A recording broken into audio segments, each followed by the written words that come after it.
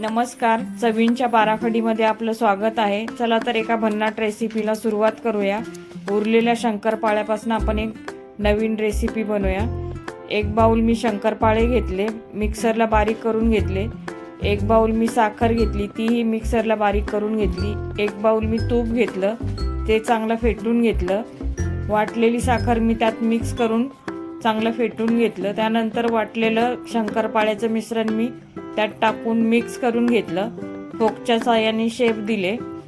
Shape दिल्यानंतर मी 10 मिनिटं air फ्रायरला bake करण्यासाठी ठेवले। चला तर क्रिसमस फोकच्या साहाय्याने मी त्याला शेप देऊन घेतला। क्रिसमस स्पेशल आपले कुलकुल रेडी झाले। रेसिपी कशी वाटली ती कमेंट बॉक्समध्ये नक्की कळवा। रेसिपी आवडली असेल तर लाईक, शेअर आणि सबस्क्राईब करायला विसरू नका। चला तर भेटूया आपण एका नवीन रेसिपीसह। रेसिपी बघितल्याबद्दल धन्यवाद।